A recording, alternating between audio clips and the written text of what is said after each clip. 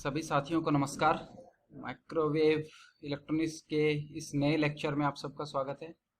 अभी तक हमने माइक्रोवेव के अंदर जो वेवगाइड होती है उसका जनरल इंट्रोडक्शन पिछले लेक्चर में हमने पढ़ लिया था और उसमें मैंने बताया था कि वेवगाइड्स माइक्रोवेव सिग्नल को एक स्थान से दूसरे स्थान तक भेजने के लिए प्रयोग की जाती है और वो कई प्रकार की होती हैं, जिनमें से प्रमुख दो प्रकार की थी। एक रेक्टेंगुलर वेवगाइड और दूसरी थी सर्कुलर वेवगाइड। आज के इस लेक्चर में हम रेक्टेंगुलर वेवगाइड का अध्ययन करेंगे। तो जैसा कि वेवगाइड की डेफिनेशन थी और उसमें और इस रेक्टेंगुलर वेवगाइड की डेफिनेशन में कोई ज़्यादा अंतर नहीं होगा। इसको हम इस प्रकार से लिख सकते हैं, it is a hollow metallic tube with rectangular cross section as shown in the below figure. The waveguide do not support the TEM mode and the waveguide generally support the TE and TM mode. ये definition जो मैं इसमें ऊपर लिखी हुई है वो मैंने आपको पढ़ के सुनाई है। ये आप अपने नोट्स के लिए काम में ले सकते हैं। जैसा पिछला लेक्चर में मैंने बताया था कि वेवगाइड के अंदर through out same cross section होना चाहिए, वो किसी भी प्रकार का हो तो उसे हम वेवगाइड कहते थे। अगर वो क्रॉस सेक्शन रेक्टेंगुलर हो जैसा इस चित्र में दिखाया गया है तो उसे हम एक रेक्टेंगुलर वेवगाइड कह सकते हैं।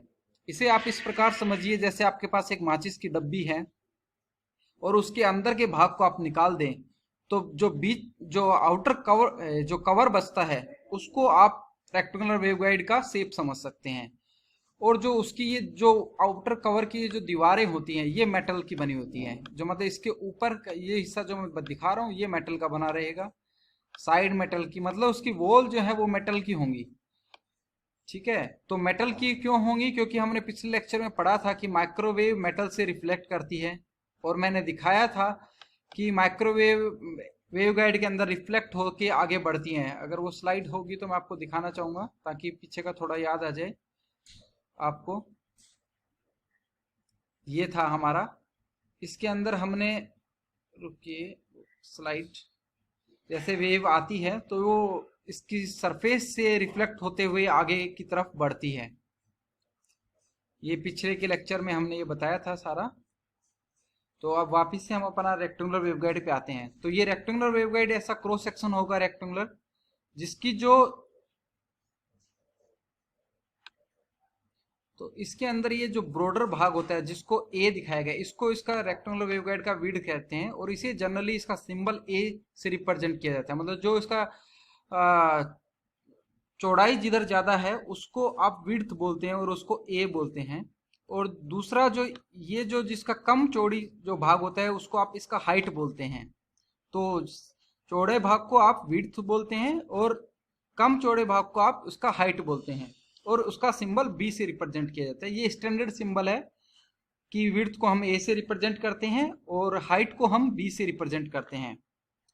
ठीक है, अब इसका जो ये साइज होता है ये डिसाइड करता है कि इसमें से किस प्रकार की फ्रीक्वेंसी जाएगी। और हमारे इस लेक्चर का एम यही है, हम इसमें ये है पता लगाना चाहेंगे कि कितना साइज हो तो कितनी फ्रीक्वेंसी, मतलब किस रेंज की फ्रीक्वेंसी इसमें से प्रोपोगेट कर सकती है। और जो प्रोपोगेट करती है तब उस वेव का वेलोसिटी क्या होगा। जिस प्रकार हमने प्लेन वेव जब एक फ्री स्पेस में निकाला था तब हमने पाया था कि जब वेव हमारी फ्री स्पेस, मतलब सपोज स्पेस आकाश से जब ट्रेवल करती है तब उसका वेलोसिटी लाइट के वेलोसिटी के इक्वल होता है, मतलब निर्वात के अंदर फ्री स्पेस में हमने पाया था। तो इसमें देखेंगे कि जो उसमें भी दो तरह की वेलोसिटी होती थी, एक ग्रुप वेलोसिटी और एक फेज वेलोसिटी। इसमें हम फेज वेलोसिटी देखेंगे कि जो स्पेस में जो फेज वेलोसिटी होती थी और वेवगाइड में जो फेज वेलोसिटी होती है वो किस प्रकार होगी, तथा वेवलेंथ जो फ्री स्पेस में वेवलेंथ होती है और इसमें वेवलेंथ क्या होती है वो सब हम इसमें निकालना चाहेंगे।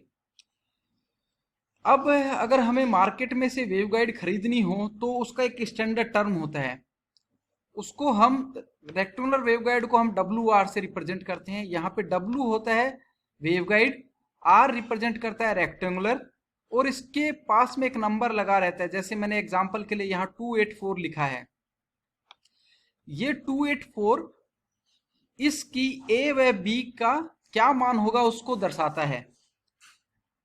मतलब इसके अंदर इसके डायमेंशन छुपे हुए हैं कि इसके ए का मान और बी का मान क्या होगा। इस डायमेंशन को निकालने के लिए जितना नंबर लिखा हुआ हो उसको आप 100 से डिवाइड कर दीजिए, तो जो नंबर आएगा, जैसे इसको आप डिवाइड करोगे तो ये आएगा 2.84, तो ये हो जाएगा आपका ए। ये किसके बराबर हो गया, ए के। और इसका आधा, इसका जो आधा होगा वो हो जाएगा आपका बी। ये आएगा मान किसमें, इंच में। ये इंच एज में आपको ए व बी का मान ऐसे पता लग जाता है। ये स्टैंडर्ड टर्मिनोलॉजी है, मतलब हमने अपना रेफरेंस के लिए ऐसा बनाया है कि जो भी साइज होगा उसको हम इस प्रकार लिखेंगे, W से वेवगाइड, R से रेक्टेंगुलर, और साइज को हम यहाँ एक नंबर लिखेंगे। उसको आप 100 से डिवाइड करोगे तो आपके पास A की वैल्यू आ जाएगी जो कि इंच में आएगी, और उसको 2 से डिवाइड करेंगे तो आपके पास B की वैल्यू आ जाएगी। तो इस प्रकार से आपके पास A व B के मान आ जाएंगे। अब मैं आपको एक वास्तव में वेवगाइड दिखती कैसी है वो दिखाना चाहता हूं। ये 284 वेवगाइड ही है जो मैंने यहाँ दिखाया है। तो इसके अंदर देखिए, यहाँ जो मैं ये लाइन ड्रॉ कर रहा हूँ रेड कलर की, ये भाग आपका ए होता है, इतना ही दूर का ए होता है। ये जो मैंने यहाँ इस फिगर में दिखाया है ए, ये, और इससे ये ओपनिंग देखिए खाली यहाँ तक जो है ये होता है आपका बी। और जो ये बाकी जो बाहर का बच गया रेस्ट, वो उसके विड्थ होती है। यहाँ पे ये फ्लेंज भी लगा है, जैसे देखिए इसका ही इसी वेवगाइड का एक दूसरा रूप यहाँ है, दूसरे तरीके से दिखाया। यहाँ पे ये फ्रंट व्यू था, ये इसका आपका टॉप व्यू से देख सकते हैं। तो ऐसा होगा, एक तरह से एक डब्बा जैसा होता है मेटल का, और इसको दूसरे से जोड़ने के लिए इसके आगे एक ये चौड़ा सा सेक्शन ऐसे होल करके लगा दिया जाता है, ताकि किसी दूसरी वेवगाइड से जब इसे कनेक्ट करना हो तब आप इसको नट बोल्ट से आप इसको टाइट कर सकें। तो ऐसा आपका रेक्टेंगुलर वेवगाइड दिखता है। अब इसके अंदर से हमने अभी पिछले इसमें बताया मैंने कि इसमें से टीएम मोड नहीं जाता। टीएम मोड कौन सा होगा, इसका डेफिनेशन हमने पिछले लेक्चर में पढ़ा था कि जिस मोड के अंदर इलेक्ट्रिक और मैग्नेटिक फील्ड के जेड कंपोनेंट प्रोपोगेशन की दिशा में 0 होंगे, और प्रोपोगेशन डायरेक्शन हम जेड मान रहे हैं, और ये जो बड़ा साइड होगा उस दिशा को हम एक्स, और जिधर विड्थ होगी उसको हम वाई लेते हैं। ठीक है, ये स्टैंडर्ड है, हम ऐसा ही मान के करेंगे। आप कैसा भी मान सकते हैं करने के लिए, पर स्टैंडर्ड मानने से आपको क्या आसानी होगी कि आप बुक्स से आप इसको रिलेट करा पाएंगे। डिफरेंट बुक्स में ये ऐसा ही माना रहता है, इसलिए मैंने ऐसा लिया है यहाँ पे। तो अब हम इसमें फर्स्ट हम जो सोल्व करना चाहेंगे, टी मोड वेवगाइड में कैसे प्रोपोगेट करता है वो हम जानना चाहेंगे। तो ट्रांसवर्स इलेक्ट्रिक मोड, इसमें होगा क्या, जेड कंपोनेंट इलेक्ट्रिक फील्ड का 0 होगा, और मैग्नेटिक फील्ड का जेड कंपोनेंट एग्जिस्ट करेगा। मतलब मैग्नेटिक फील्ड जेड दिशा में होगी। मतलब क्या है, देखिए वेव जब इधर जा रही है तो इस डायरेक्शन में आपका एच जेड होगा, ठीक है, और इलेक्ट्रिक फील्ड आपकी इस डायरेक्शन में प्रोपोगेशन में नहीं होगी, मतलब जेड डायरेक्शन में नहीं होगी। ये आपकी जेड दिशा थी, तो इसमें इलेक्ट्रिक फील्ड नहीं होगी जेड डायरेक्शन में। तो बाकी बची डायरेक्शन क्या, इलेक्ट्रिक फील्ड या तो एक्स दिशा में इस प्रकार होगी या वाई दिशा में इस प्रकार होगी। मतलब इलेक्ट्रिक फील्ड नीचे की वाल से शुरू होकर ऊपर की तरफ, या ऊपर से नीचे, तो वो हो जाएगी आपकी वाई दिशा। या फिर आपकी एक्स दिशा में क्या होगी, साइड वॉल से लेके इलेक्ट्रिक फील्ड इस तरफ जाए या इधर जाए, ठीक है। तो इस तरह से होगी इलेक्ट्रिक फील्ड, और मैग्नेटिक फील्ड आपकी जेड दिशा में होगी। तो उस मोड को आप क्या बोलेंगे, ट्रांसवर्स इलेक्ट्रिक मोड बोलेंगे, ठीक है। तो हमने माना कि एच जेड 0 नहीं है। एच जेड किस डायरेक्शन में, वेव की डायरेक्शन में है। तो हमने वेव इक्वेशन, मैक्सवेल्स इक्वेशन से, मेरे पिछले लेक्चर्स के अंदर मैंने वेव इक्वेशन निकाली थी। आप अगर उस लेक्चर का देखना चाहें, वो लेक्चर शायद वेव इक्वेशन नाम से होगा, उसमें आप देख सकते हैं मैंने ये इक्वेशन ड्राइव किया था। और उसमें केस जब कंसीडर किया था कि हमारा मीडियम क्या है, लॉसलेस मीडियम है, मतलब उसमें कोई लॉस नहीं है, तब ये हमारा एक प्रोपोगेशन कांस्टेंट हमने माना था उस वक्त। तो ये इक्वेशन मैंने डायरेक्ट यहाँ लिख दिया। मैंने उस टाइम बताया था कि हम डायरेक्ट इन रिजल्ट्स को आप यूज करेंगे जब वेव गाइड पढ़ेंगे, तो आज हम उन रिजल्ट्स को यूज कर रहे हैं। तो ये हमारा वेव इक्वेशन आता है, ठीक है, ये एच जेड के लिए आ गया। और अगर कुछ वेव होता है तो उसका सॉल्यूशन भी हमने निकाला था, तो सॉल्यूशन इस प्रकार से होता है। तो यहाँ जो एच जेड है ये क्या है, आपका एम्पलीट्यूड है, जेड दिशा का वेव एच है, जो जेड दिशा में वेव है उसका एम्पलीट्यूड है, और ये एक्स और वाई के साथ वेरिएशन दिखा रखा है, और जेड में जा रहा है उसको यहां से रिप्रेजेंट किया है। ये मैंने पिछले, आप मेरी शुरुआत के लेक्चर देखेंगे तो वहां मैंने इसमें डिटेल से बताया था कि ये जेड और ओमेगा टी क्यों लिया है, कैसे वेव इक्वेशन आता है, ठीक है। आज जस्ट उनका यूज करेंगे। तो अगर इसको, ये जो टर्म है इसको मैं के स्क्वायर मान लूं, जिसे प्रोपगेशन कांस्टेंट बोलेंगे, और एक प्रोपगेशन कांस्टेंट हमने पिछले लेक्चर में ये दिखाया था कैपिटल गामा स्क्वायर। ये कब था, जब अगर हमारा लॉसी मीडियम हो, जब मीडियम में लॉस हो या कंडक्टिव मीडियम हो, तब आपका यहाँ ये जो बीटा मैंने लिखा है वो गामा से रिप्लेस हो जाएगा, बीटा जेड, क्योंकि ये गामा हमारा क्या होता है, अल्फा प्लस जे बीटा। अगर देखिए अल्फा क्या रिप्रेजेंट करता था, हमारा लॉस को। अगर ये लॉस नहीं है मीडियम में तो जे बीटा आएगा, गामा किसके बराबर आ जाएगा, जे बीटा। यहाँ देखिए ये जे बीटा है, तो अगर लॉस कंसीडर करोगे तो जे बीटा को आपको रिप्लेस करना पड़ेगा कैपिटल गामा से। इसी प्रकार से ये वेव इक्वेशन भी मॉडिफाई हो जाएगी, अगर आप लॉस कंसीडर करोगे तो यहाँ गामा आ जाएगा। पर अभी हम इसमें लॉसलेस मीडियम ही कंसीडर करके चलेंगे थ्रू आउट हमारा वेव गाइड के लिए। तो अगर इस इक्वेशन को आप, जो ये वेव इक्वेशन का सॉल्यूशन है, एक मिनट के लिए जरा, हाँ, इस एच जेड को आप जेड के सापेक्ष अगर इसका अवकलन करें तो आप क्या पाएंगे, यहां से ये जे बीटा आएगा और फिर से ये पूरा का पूरा टर्म आ जाएगा। तो आप del Z is equal to minus J beta लिख सकते हैं। ये भी मैंने पिछले लेक्चर में निकाला था डिटेल से, फिर भी मैंने बता दिया कि इसको आप जेड के रेस्पेक्ट में अगर अवकलन करेंगे तो यहां से आपको जे बीटा आ जाएगा। तो इसको डेल बाई डेल जेड को आप एक ऑपरेटर से डिनोट करा पाएंगे जे बीटा की टर्म में, ठीक है। अब हमारा ये मान इस वेव इक्वेशन में रखना है, तो सबसे पहले डेल स्क्वायर को हम इस प्रकार से लिख सकते हैं, ये टर्म ऐसा कैसा, del square Z, del Z हमारा जे बीटा था, तो डेल स्क्वायर हो जाएगा हमारा माइनस बीटा स्क्वायर। ये मैंने यहां लिख दिया। अब इसको थोड़ा सा मैथमेटिकल अरेंजमेंट किया, इसको इस तरफ ले आते हैं। यहां देखिए ये एच जेड जो है इसकी वैल्यू हमने यहां से रखी है इसमें, ठीक है। तो जब ये रखोगे तो ये एच जेड तो बाहर बच जाएगा, सिर्फ ये अंदर जाएगा इसके, ठीक है। तो इससे आपका जे बीटा आ जाएगा, और इधर भी इस एच जेड की जगह पे हमने ये मान रख दिया, तो ये ई का टर्म हमने हटा दिया से है यहाँ से, तो ये स्मॉल एच के अंदर ये इक्वेशन आ गई। स्मॉल एच के अंदर लिखने का मतलब है क्योंकि हमारा एम्पलीट्यूड सिर्फ किस पे निर्भर कर रहा है, एक्स और वाई के ऊपर, ठीक है।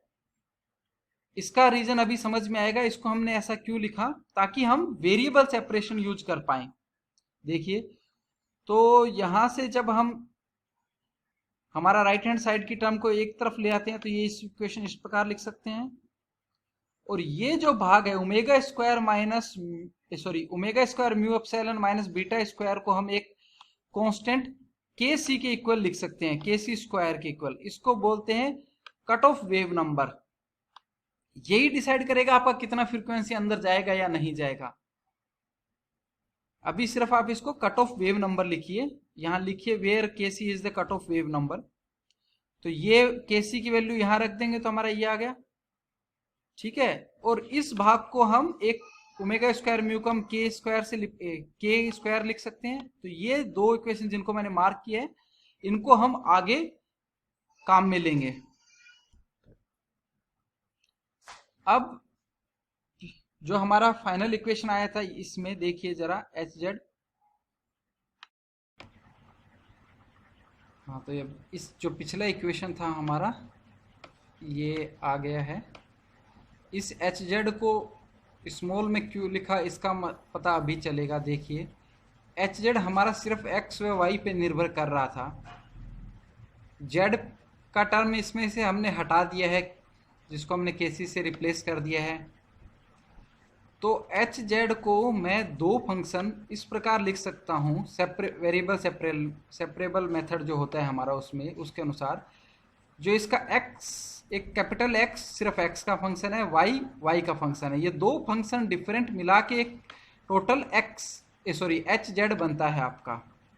ठीक है, तो जब ये मान हम इसमें रखेंगे तो इसमें से जो डिफरेंस इसमें रखेंगे तथा एक्स वाई जेड से हम इसको भाग दे देंगे। ये पूरा मान इसमें रखते हैं, इसको रखने के बाद इसको जो है एक्स के सापेक्ष दो बार डिफरेंशिएशन होगा, वाई के सापेक्ष दो बार डिफरेंशिएशन होगा, फिर उसमें एक्स वाई जेड का इस टर्म का पूरा भाग लगा देंगे तो आपके पास ये इक्वेशन आ जाएगी इस प्रकार से।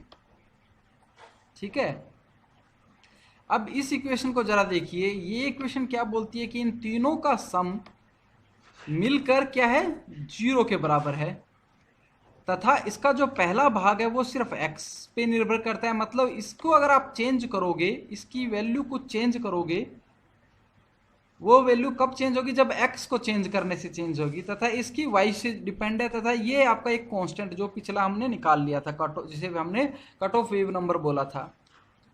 तो अब तीनों का सम 0 होना चाहिए और तीनों एक दूसरे पे निर्भर नहीं कर रहे हैं और तीनों का सम 0 होना चाहिए। ये तभी, अगर मान लो सपोज अगर ये तीनों कांस्टेंट होने चाहिए, क्यों, क्योंकि अगर मान लो अगर आप इसको चेंज करते x के साथ, अगर ये बदल जाए, इसकी वैल्यू मतलब इस x के साथ ये हिस्सा तो बदलेगा, इसका मल्टीप्लाई बाय 1/x से करके ये जो पूरा टर्म बन रहा है ये एक फिक्स रहेगा कांस्टेंट, क्योंकि अगर ये बदलेगा, अगर ये बदल जाएगा x के बदलने से, तो ये दो चीज़ नहीं बदलेगी, तो हो सकता है फिर ये सम 0 नहीं हो। समझ पा रहे हैं मैं क्या बोलना चाह रहा हूँ, कि तीनों मिलके 0 होना चाहिए और तीनों एक दूसरे पे निर्भर नहीं कर रहे। तो ये तभी पॉसिबल होगा जब तीनों पृथक पृथक रूप से कांस्टेंट हो, ताकि वो बदले नहीं। तो इसको हमने फर्स्ट टर्म को मान लिया ये इक्वल -kx² के है, दूसरी टर्म को हमने -ky² के बराबर मान लिया। अब ये वैल्यू kx ky इसमें रखें तो ये kc² हमारा किसके बराबर आ गया, kx² ky²। ये इंपॉर्टेंट है, इसको आप बॉक्स में डाल के रखिए। ये हम लास्ट में जब कट ऑफ वेव फ्रीक्वेंसी निकालेंगे, कट ऑफ वेव फ्रीक्वेंसी निकालेंगे, तब ये हमें इसकी आवश्यकता होगी। अब ये दो इक्वेशन जो आई है ये सेकेंड ऑर्डर डिफरेंशियल इक्वेशन है और इनका सॉल्यूशन, जनरल सॉल्यूशन आपने मैथमेटिक्स में पढ़ा होगा, ये होगा। और इसी प्रकार y का सॉल्यूशन यहाँ पे, ये x की जगह यहाँ पे y होना चाहिए, यहाँ y होगा, यहाँ पे x की जगह पे ये y होगा, ये होगा। ठीक है, ये सॉल्यूशन आ गया। तो हमें कैपिटल X की वैल्यू मिल गई, कैपिटल Y की मिल गई, और हमारा स्मॉल h किसके ऊपर निर्भर था, इन दोनों के मल्टीप्लीकेशन का। तो ये दोनों वैल्यू अगर हम यहाँ रख दे तो हमारे पास स्मॉल hz आ जाएगा जो यहाँ लिखा हुआ है, और कैपिटल hz हमारा क्या था, small hz multiply by this factor. तो इसमें जब हम ये वैल्यू रखेंगे तो हमारा hz वेव का, हमें hz का मान मिल गया। अब इसमें देखिए अननोन क्या है, ये जब डिफरेंशियल इक्वेशन सोल्व किया तब हमने ये a b हम कांस्टेंट मानते हैं, इसी प्रकार c व d दो कांस्टेंट माने, तथा यहाँ पे जो हमने इस पूरे को जो माना था ये kx², ये एक कांस्टेंट माना था, ये एक कांस्टेंट माना था। चार इसमें, इसमें 1 2 3 4 5 6 इसमें कांस्टेंट है जिनकी हमें वैल्यू निकालनी है। मतलब ए बी, एक तो हमें a की वैल्यू चाहिए, b की वैल्यू चाहिए, c की वैल्यू और d की वैल्यू, दूसरी kx की वैल्यू चाहिए, फिर ky की वैल्यू चाहिए। तब अगर ये वैल्यू मिल जाए तो हमें hz का मान पता लग जाएगा और हम वेव गाइड के किसी भी पोजीशन, मतलब z लोकेशन पे किसी टाइम पर hz का मान क्या होगा वो हम निकाल सकते हैं। ये एक हमारा जनरल सॉल्यूशन आ गया। और इन कांस्टेंट का मान हम डिफरेंट बाउंड्री कंडीशन लगाकर निकालेंगे। तो एक बार के लिए हम ये hz ब्रैकेट में, मतलब इसको स्क्वायर करके रख देते हैं, इसको हम आगे यूज करेंगे। पहले हम kx a इनका मान निकालते हैं। इनका मान निकालने के लिए हम मैक्सवेल्स की जो इक्वेशन थी, थर्ड इक्वेशन, उससे स्टार्ट करेंगे, कर्ल ऑफ E, और उसमें हम ये दो मान रखेंगे क्योंकि हमारा Ez जीरो होगा। तो पहले कर्ल को सोल्व करने के लिए डेल क्रॉस ई रेक्टेंगुलर वेवगाइड है, तो हमने रेक्टेंगुलर के अंदर जो हमारा कर्ल होता है वो इस प्रकार लिख सकते हैं। उसको मैंने यहाँ लिख दिया है। यहाँ पे एच आपका क्या था, वेक्टर है, तो इसको 3 हिस्सों में लिख सकते हैं। और इन दोनों का लेफ्ट हैंड साइड और राइट हैंड साइड के एक्स वाई जेड कंपोनेंट का मान, मतलब एक्स दिशा के कंपोनेंट, वाई दिशा का कंपोनेंट और जेड दिशा के कंपोनेंट का मान कंपेयर कराकर हमें ये 3 वैल्यू मिल जाएगी, एच एक्स, एच वाई और एच जेड की। इसमें हम एच ई जेड का मान 0 रखेंगे। एक बार के लिए मैंने ये नहीं रखा, क्योंकि जब हम टीएम मोड के लिए लेंगे तब भी ये सेम मेथड रहेगा, इसीलिए मैंने टाइपिंग मुझे ज़्यादा बार न करना पड़े, इसलिए मैंने ये इस प्रकार लिख के रख लिया है। बाद में जब हम बाउंड्री कंडीशन लगाएंगे तब हम ई जेड की वैल्यू 0 रख देंगे, ठीक है। तथा ये ऑपरेटर हमने निकाला था डेल जेड बराबर माइनस जे बीटा, आया था फर्स्ट स्लाइड में हमने निकाला था इस लेक्चर की। तो ये मान अगर हम जो हमारी ये 3 वैल्यू निकाली है इसमें रखते हैं तो हमें इस प्रकार से ये इक्वेशन प्राप्त हो जाएंगी। तो एच एक्स, एच वाई और एच जेड का मान मिल गया। अब 3 ही मान होते हैं इलेक्ट्रिक फील्ड के, E X, E Y, E Z, वो भी हमें चाहिए। तो उनको भी हम मैक्सवेल्स की जो 4th इक्वेशन है लॉसलेस कंडीशन के लिए डेल क्रॉस एच यहाँ लिखी है, इसको भी जैसे हमने ई के लिए सोल्व किया वैसे ही इसको सोल्व करेंगे तो हमें ये आपको क्या दे देगी, E X, E Y, E Z के मान दे देगी। तो हमारे पास 6 वैल्यू आ गई, 6 इक्वेशन, 3 इस मैक्सवेल इक्वेशन ने दी और 3 पिछली मैक्सवेल इक्वेशन ने दी, तो 6 वैल्यू आ गई, 6 इक्वेशन। तो इन 6 इक्वेशन को मैंने यहाँ समराइज करके लिख दिया है, जहाँ पे अब हम ई जेड हमारा 0 होना है, ये मैं लिखता हुआ जा रहा हूँ, क्योंकि जैसे हमारा ट्रांसवर्स इलेक्ट्रिक कंडीशन में, सॉरी ट्रांसवर्स इलेक्ट्रिक मोड में हमारा ई जेड हमारा 0 होना चाहिए। तो मैंने ये नोट डाउन करके रखा हुआ है कि हमारा ई जेड 0 होगा, ये हम पुट करेंगे इसमें। तो 3 इक्वेशन हमारी मैक्सवेल की जो 3rd इक्वेशन थी उससे आई, जो मैंने यहाँ लिखी हुई है, तथा 3 ही इक्वेशन मैक्सवेल की 4th से आई। इसमें जब हम ई जेड की वैल्यू 0 रखें तो देखो इस इक्वेशन का ये भाग चला जाएगा और ई जेड कहाँ, इसमें इस सेकंड पार्ट में ई जेड है तो ये पार्ट मॉडिफाई हो जाएगा, और एक इस इक्वेशन का ये भाग 0 हो जाएगा, जिसको मैंने यहाँ लिखा है। देखो ये मॉडिफाई हुआ, ये यहाँ लिख दिया, ये इक्वेशन मॉडिफाई होके ऐसी हो जाएगी तथा ये इक्वेशन मॉडिफाई होके ऐसी हो जाएगी। तो जो फाइनल हमारी 6 इक्वेशन बनेगी वो इस प्रकार से होगी, जहाँ पे हमने ई जेड की वैल्यू 0 रखी हुई है। तो ये फर्स्ट 3 इक्वेशन मैंने यहाँ लिखी हुई है,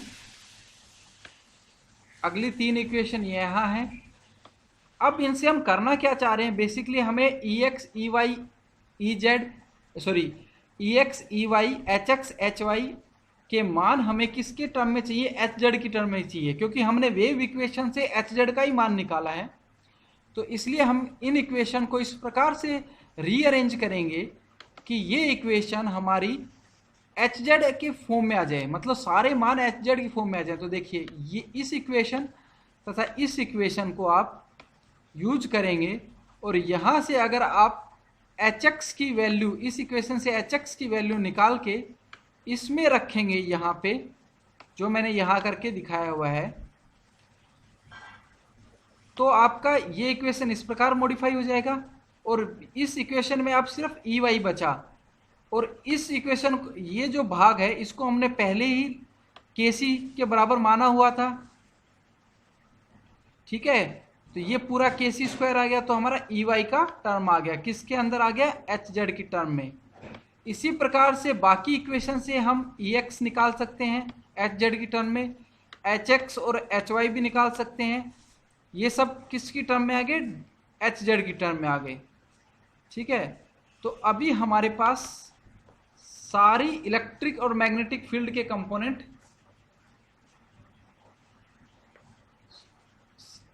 सारी इलेक्ट्रिक और मैग्नेटिक फील्ड के कंपोनेंट किसकी टर्म में आ गए, एच जेड की टर्म में आ गए, जो हमने यहाँ लिखा हुआ है। ये 4 वैल्यू आ गई हमारी, ठीक है। अब प्रथम इन 2 इक्वेशन को मैं लेता हूँ, 2 आप बाकी आप सोल्व करना। ई वाई और ई एक्स की वैल्यू लेता हूँ, जिसको मैंने पहले ई एक्स को यहाँ लिखा है, और एच जेड हमने निकाला था सबसे पहले।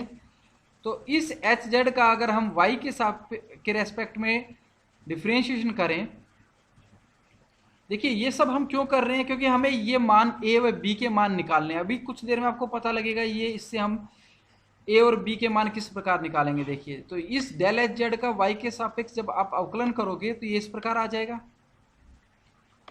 अब ये मान हम हमारे इसमें रख देंगे, तो अब हमारा EX का फॉर्म देखिए किस प्रकार आ गया। अब हमारा सिर्फ इलेक्ट्रिक फील्ड भी आपके सिर्फ इन कांस्टेंट की टर्म में आ गए, EX का कंपोनेंट। इसी प्रकार आप EY का भी निकाल सकते हो, वो भी इस प्रकार से आ जाएगा। ठीक है, अब हम EX जो हमने पिछली स्लाइड में निकाला है उस पर हम एक बाउंड्री कंडीशन लगाते हैं। बाउंड्री कंडीशन के ऊपर मैंने अभी कोई लेक्चर नहीं बनाया, मुझे बनाना चाहिए था। जैसे ही ये वेवगाइड खत्म होगी तो मैं एक लेक्चर इलेक्ट्रिक और मैग्नेटिक फील्ड का बाउंड्री कंडीशन के ऊपर बनाऊंगा। वैसे आपने इलेक्ट्रोमैग्नेटिक थ्योरी में पढ़ रखा होगा। तो जैसा हम जानते हैं बाउंड्री कंडीशन में क्या होता है, हम कि मान लीजिए कोई आपका ये सरफेस है, ये एक मीडियम है कंडक्टर, सॉरी नॉर्मल मीडियम, जहाँ पे आपका एयर है एप्सिलॉन 0, और ये नीचे का आप मान लो ये आपका एक कंडक्टिव मीडियम है सारा। ये जो मतलब इस लाइन के नीचे का जो मीडियम है ये कंडक्टिव मीडियम है। तो आपका इलेक्ट्रिक फील्ड इसमें क्या होता है, आपने क्या पढ़ा था कि कंडक्टर के अंदर इलेक्ट्रिक फील्ड इनसाइड 0 होती है, ये हमने पढ़ा था। तो मैं बोलना क्या चाह रहा हूँ, देखिए तो जैसे ही कोई इलेक्ट्रिक फील्ड आएगी यहाँ, तो बाहर तो रहेगी पर यहाँ पे इलेक्ट्रिक फील्ड अंदर 0 होती है। और उस केस के लिए हमें दो बाउंड्री कंडीशन मिलती थी कि मेटल की सरफेस के सदैव जो इलेक्ट्रिक फील्ड होगी वो नॉर्मल डायरेक्शन में होगी, टेंजेंशियल डायरेक्शन में इलेक्ट्रिक फील्ड नहीं होगी मेटल की सरफेस पे। क्यों नहीं होगी, क्योंकि हम जब इसको सोल्व करके निकालते थे तो हमें मिलता था E normal 1 minus E normal 2 is equal to होता था हमारा Q/ε0, ऐसे करके हमने निकाला था। और जो टेंजेंशियल कंपोनेंट होता है वो कंटिन्यूस होता है, मतलब टेंजेंशियल कंपोनेंट कंटिन्यूस होता का मतलब क्या है, जितना यहाँ कोई भी टेंजेंशियल कंपोनेंट अगर यहाँ कंडक्टर नहीं होता तो मान लो ET की वैल्यू जो इस सरफेस के ऊपर होती उतनी ही इस सरफेस के नीचे होती। और अब हम क्या बोल रहे हैं, ये नीचे का हिस्सा सारा कंडक्टर है और कंडक्टर के अंदर तो इलेक्ट्रिक फील्ड हो नहीं सकती, तो इस नीचे के भाग में E टेंजेंशियल क्या होगा 0, तो ऊपर के भाग में भी E टेंजेंशियल क्या होना चाहिए 0। तो सिर्फ सरफेस पे क्या बचता है, नॉर्मल कंपोनेंट बचता है कंडक्टर की सरफेस पे। ठीक है, तो ये जो कंडीशन है इसको हम हमारी वेवगाइड पे लगाते हैं। तो देखिए जब y आपका 0 है, मतलब जब y आपका 0 है तो y0 आपका देखिए कहाँ होगा, एक मिनट, y0 आपका कहाँ होगा, ये y एक्सेस है। तो अगर आप इस दिशा में चलेंगे तो आपका इस मतलब नीचे की जो ये प्लेट है पूरी, ये प्लेट, इसके हर बिंदु पे y की वैल्यू क्या होगी 0 होगी। ठीक है, इसके हर बिंदु पे y की वैल्यू 0 होगी। और इसी प्रकार ये जो ऊपर की प्लेट है इसके हर बिंदु पे y की वैल्यू कितनी होगी, b होगी, जो मैंने यहाँ लिखा है। तो इन दो कंडीशन के लिए आपका इलेक्ट्रिक फील्ड का जो x कंपोनेंट है वो 0 होगा। वो क्यों 0 होगा, देखिए क्योंकि इलेक्ट्रिक फील्ड का x किस दिशा में होगा, आपका वेक्टर इस तरफ होगा। तो ये स्पेस में जैसे जैसे आप मतलब यहाँ से ऊपर जाएंगे तो इलेक्ट्रिक फील्ड इस तरह से होगा। मैं बताना चाह रहा हूँ इलेक्ट्रिक फील्ड का डायरेक्शन, जस्ट इससे आप इसका एम्पलीट्यूड मत लगाइएगा इन वेक्टर्स, इसका मतलब साइज से, ये सिर्फ दिशा बता रहे हैं। मतलब इलेक्ट्रिक फील्ड आपका EX इस दिशा में होगा। तो बेसिकली ये इस नीचे की प्लेट के टेंजेंशियल हुआ और ऊपर वाली प्लेट के भी टेंजेंशियल हुआ। और प्लेट किससे बनी है, कंडक्टर से। तो अभी हमने बाउंड्री कंडीशन थोड़ा सा मैंने समझाने का कोशिश किया था कि टेंजेंशियल कंपोनेंट क्या होगा इलेक्ट्रिक फील्ड का 0। तो y 0 पर तथा y is equal to b पर EX क्या टेंजेंशियल है, तो इसलिए टॉप सरफेस मतलब ये ऊपर वाली और नीचे वाले हिस्से पे आपका EX का मान क्या होना चाहिए, 0 होना चाहिए। इसका मतलब ये नहीं है कि बीच में EX का वैल्यू 0 होगी, मतलब इस प्लेट पे वैल्यू EX की 0 होगी, इस प्लेट पे भी ई एक्स की वैल्यू 0 होगी। इन दो प्लेट के मध्य में ई एक्स की कुछ वैल्यू होगा।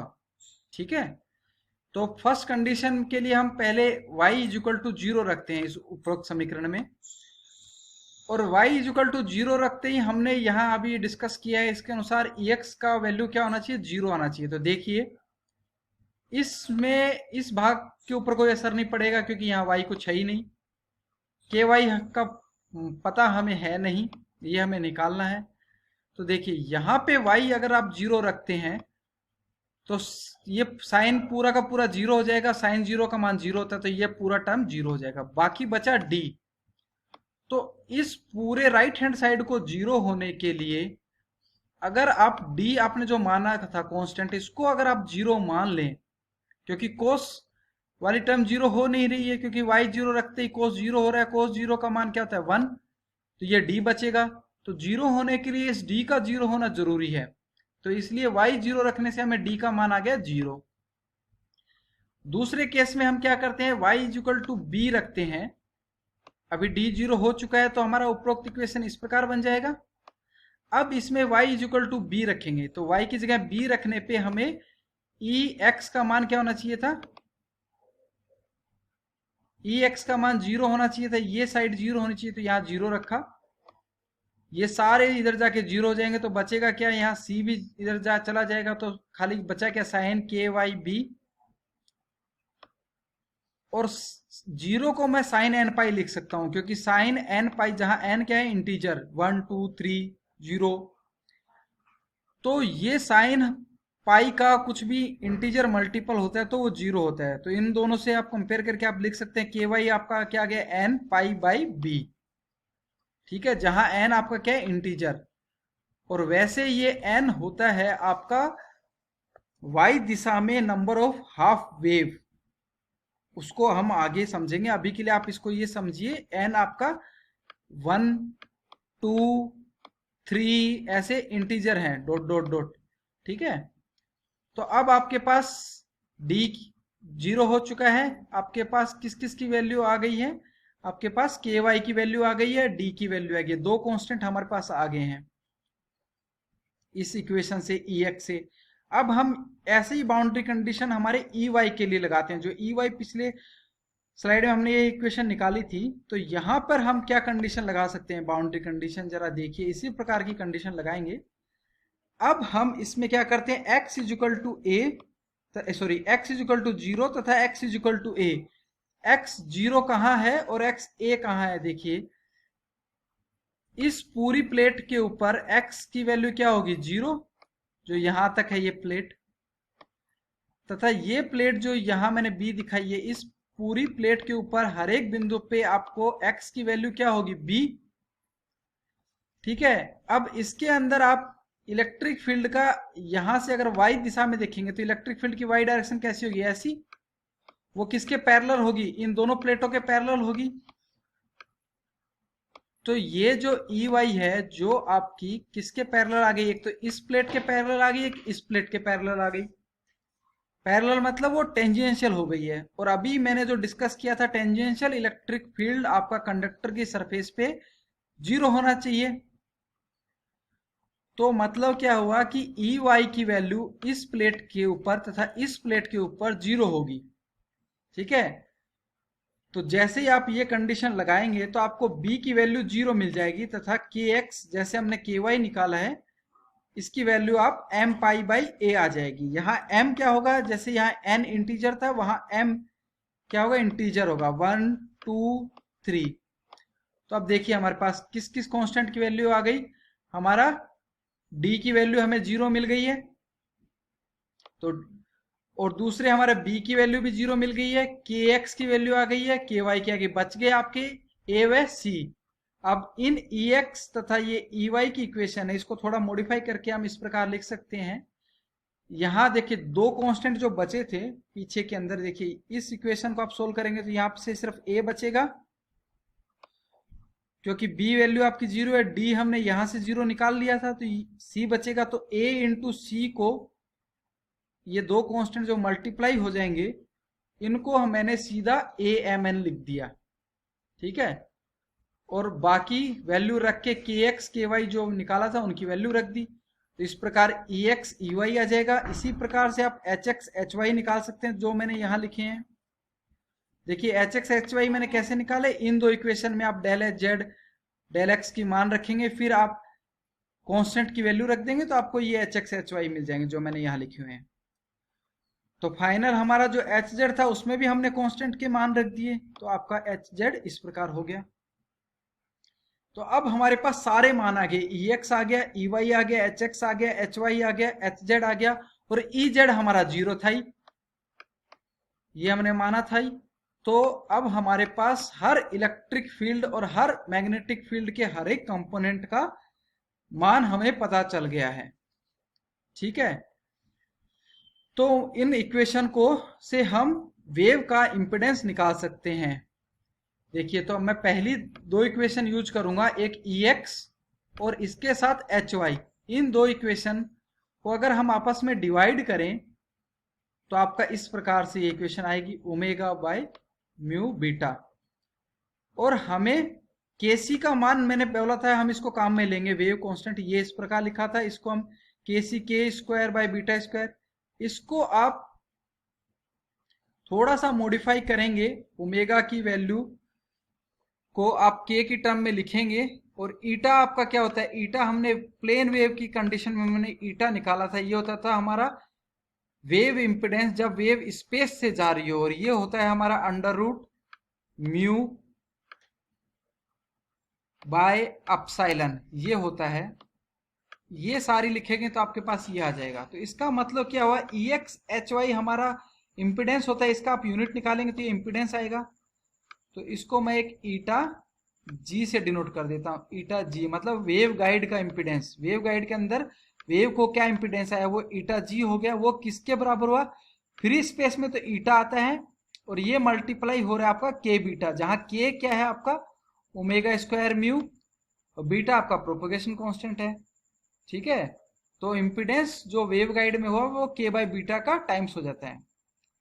इसी प्रकार से आप ई वाई और एच एक्स को आप डिवाइड करेंगे तो सेम वैल्यू आएगी, जस्ट यहाँ माइनस आ जाएगा। ये माइनस आपको क्या बताता है, मैंने पिछले के लेक्चर्स में बताया था, माइनस आपका वेव की प्रोपगेशन डायरेक्शन बता रहा है। यहाँ पॉजिटिव मतलब वेव जब प्लस जेड दिशा में जा रही है तब उसको इतना इंपेडेंस दिखेगा, अगर वेव माइनस जेड दिशा में जा रही है तो उसे इतना वेव दिखेगा, सॉरी इंपेडेंस दिखेगा। ठीक है, तो हमारा वेव इंपेडेंस निकल गया वेव गाइड केस में। अब हमने जो केसी निकाला था उसका फॉर्मूला मैंने वापस से यहां लिखा है, तो इसको मैंने वापस से यहाँ लिखा है और इसको थोड़ा सा रीअरेंज करके आप बीटा निकाल सकते हैं। रीअरेंज मतलब इसका स्क्वायर कर लो, लेफ्ट को राइट ले जाओ, ऐसे करके आप बीटा निकल आएगा। बीटा हमारा क्या था, प्रोपगेशन कांस्टेंट। ये देखिए हमने वेव इक्वेशन शुरू में मानी थी। अगर आपका बीटा 0 मतलब वेव जा ही नहीं रही हो, आगे जेड में जा नहीं रही हो, ट्रेवल नहीं कर रही हो, तो उस कंडीशन को निकालने के लिए हम बोलते हैं, अगर उस कंडीशन में सपोज मतलब यहां से ये देखिए इन दो इक्वेशन, ये इन दोनों वैल्यू को देखिए, ओमेगा की स्क्वायर म्यू अपसाइलन, यहाँ म्यू अपसाइलन ये कांस्टेंट है, ओमेगा आपका फ्रीक्वेंसी है, तो फ्रीक्वेंसी की ऐसी वैल्यू हो कि ये पूरा टर्म दोनों मिलके 0 हो जाए, मतलब बीटा की वैल्यू 0 हो जाए। उस कंडीशन में आपका एच जेड ट्रेवल नहीं करेगा क्योंकि ये भाग आपका 0 हो जाएगा। स्पेस के साथ टाइम के साथ एक ही जगह पे ऑसिलेट करती रहेगी वेव, जेड में आगे नहीं बढ़ेगी। ठीक है, तो उस कंडीशन को निकालने के लिए मतलब वह कौन सी फ्रीक्वेंसी होगी जिसके लिए ये बीटा 0 हो जाएगा, उसको निकालने के लिए हम बीटा 0 मान लेते हैं और उस फ्रीक्वेंसी को हम ओमेगा सी से लिख देते हैं। तो देखो यहाँ पे आप बीटा 0 रख दो और इसको सोल्व करेंगे तो आप के सी इस प्रकार आ जाएगा। और ओमेगा सी क्या होता है 2 पाई एफ, और सी हमारी वह फ्रीक्वेंसी है जिसके लिए ये बीटा 0 हो रहा था, तो ये के सी आ गया हमारा इस प्रकार। और एक दूसरा केसी हमने जो अब वेरिएबल सेपरेशन में, ये सॉरी सेम ही केसी वेरिएबल सेपरेशन में इस तरीके से लिखा था, और के एक्स और के वाई के मान हमने निकाले थे। ये मान अगर इसमें रख दोगे तो आपका केसी इस प्रकार आगे लिख सकते हो आप। ठीक है, तो अब जरा देखिए इन दो इक्वेशन को कंपेयर कराइए। एक तो केसी हमने कट ऑफ फ्रीक्वेंसी, जहां पे आपका प्रोपगेशन बीटा 0 हो जाए, उस कंडीशन की हम बात कर रहे हैं। उसके लिए ये आया। एक केस ही हमारा ये होता है, तो दोनों को हम बराबर लिख दें तो हमारा ये फ्रीक्वेंसी की वैल्यू आ जाएगी। इस फ्रीक्वेंसी को हम बोलते हैं कट ऑफ फ्रीक्वेंसी। ठीक है, ये फ्रीक्वेंसी आ गई हमारी कट ऑफ फ्रीक्वेंसी। मतलब इस फ्रीक्वेंसी से नीचे का सिग्नल इस वेव गाइड में ट्रेवल नहीं करेगा। नीचे का क्यों बोल रहा हूं, देखिए ज्यादा होता तो ये प्लस ही आता, ओमेगा यहाँ एफ ज्यादा होगा तो पॉजिटिव ही आएगा, तो बीटा पॉजिटिव होगा मतलब आगे बढ़ ही रही है। इससे अगर ये एफ सी से जैसे ही नीचे हो जाएगा तभी ये बीटा नेगेटिव हो जाएगा। ठीक है, इसलिए इसको आप एफ सी से ऊपर का ही फ्रीक्वेंसी आपका वेव गाइड के अंदर से जा सकता है। आगे हम इस पे और डिस्कशन करेंगे। इस फॉर्मूले को आप नोट डाउन कर लीजिए। अगर आपका एग्जाम में पूछा जाए calculate the cut of frequency, तब आपको यहां तक निकालना है। अब आगे देखिए, वापिस से हम बीटा को थोड़ा रीअरेंज करते हैं और हम कुछ और मान निकालना चाहेंगे। जस्ट रीअरेंज करके, ये पीछे हमने लिखा ही था। तो अगर हम रीअरेंज करें तो इसको बीटा इस प्रकार लिख सकते हैं। इसमें से omega square mu epsilon common ले लें। यहाँ केसी की मैंने वैल्यू रखी है। ठीक है, जस्ट रीअरेंज कर दिया इसको, तो हम फाइनल बीटा का इक्वेशन इस प्रकार लिख सकते हैं। और ओमेगा बाई बीटा आपका होता है फेज वेलोसिटी वेव का। तो ये आपका आ गया फेज वेलोसिटी का फॉर्मूला। ठीक है, फेज वेलोसिटी का फॉर्मूला आ गया। और ये था आपका प्रोपगेशन कांस्टेंट। यहां तक का प्रोपगेशन कांस्टेंट निकालना हो तो आपको यहां तक निकालना होगा। अगर फेज वेलोसिटी निकालनी हो तो जस्ट आप ओमेगा बाई बीटा लिख दीजिए। ठीक है, तो ये आ गया फेज वेलोसिटी। अब हमारा इस लेक्चर्स का आउटकम क्या क्या आया, देखिए हमने एक कट ऑफ फ्रीक्वेंसी की वैल्यू निकाली जिससे नीचे की फ्रीक्वेंसी वेव गाइड में ट्रेवल नहीं करेगी। हमारा प्रोपगेशन कांस्टेंट आ गया। और वेव गाइड के अंदर जो फेज वेलोसिटी होती है वो क्या होती है, वो देखिए जरा। उसको हम इस प्रकार लिख सकते हैं। ये 1/√μ एप्सिलॉन क्या है, होता है आपका लाइट वेलोसिटी। अगर इसको आप यहां से हटा के अगर सी की टर्म में लिखेंगे तो ये सी आ जाएगा। और हमारा जब फ्री स्पेस था उसमें फेज वेलोसिटी सिर्फ सी के इक्वल आई थी। इसमें देखिए ये सी बाई समथिंग आ रहा है, और ये समथिंग क्या है, एफ आपका ज्यादा होगा तो ये पूरा का पूरा टर्म एक से कम होगा, और ये घटाओगे तो एक से कुछ कम वैल्यू आएगी, मतलब पॉजिटिव आएगी। अंडर रूट लोगे तो एक से कुछ कम हो जाएगा। मतलब क्या हुआ, वेव गाइड के अंदर जो फेज वेलोसिटी होगा वेव का, वो लाइट की वेलोसिटी से ज्यादा फेज वेलोसिटी होगी। इसमें ध्यान रखिएगा, ये फेज वेलोसिटी की बात कर रहा हूं मैं। तो फेज वेलोसिटी क्या होगी वेव की, वेव गाइड के अंदर लाइट की वेलोसिटी से ज्यादा होगी फेज वेलोसिटी। आपने अभी तक पढ़ा होगा किसी भी पार्टिकल का वेलोसिटी लाइट की वेलोसिटी से नहीं जा सकता, वो ग्रुप वेलोसिटी होता है। फेज वेलोसिटी वेव का ज्यादा हो सकता है लाइट की वेलोसिटी से। ठीक है, अब अगर हम वेव गाइड में उसका वेवलेंथ निकालें तो वेवलेंथ का फॉर्मूला हमारा क्या होता है, वेलोसिटी अपॉन फ्रीक्वेंसी। तो जस्ट इसको थोड़ा सा रीअरेंज किया मैंने। क्या किया, इस इक्वेशन में वीपी के अंदर मैंने क्या कर दिया, फ्रीक्वेंसी की वैल्यू से भाग लगा दिया। तो भाग लगा दिया तो ये वीपी बाई एफ हो गया। इसको मैंने लैम्डा जी बोल दिया गाइड का वेवलेंथ। और इसको आप देखिए ये क्या हो जाएगा, 1/√μ एप्सिलॉन था, यहाँ सी हो जाएगा। सी बाई एफ क्या होता है आपका लैम्डा, फ्री स्पेस का वेवलेंथ, और बाकी नीचे का ये आ गया। तो ये हो गया आपका गाइड वेवलेंथ। तो अगर गाइड वेवलेंथ निकालना है तो अब आपको यहां तक। तो इस लेक्चर से हमने इतने सारे फॉर्मूले निकाल लिए हैं। ये थोड़ा मैथमेटिकल ज्यादा रहा है। अगले लेक्चर में हम हो सकेगा तो इनका फिजिकल मीनिंग समझने का कोशिश करेंगे। अगर आपको लेक्चर पसंद आया हो तो लाइक करें और शेयर करें, और आगे के अगर आप लेक्चर चाहते हैं माइक्रोवेव पे तो कमेंट करें। धन्यवाद।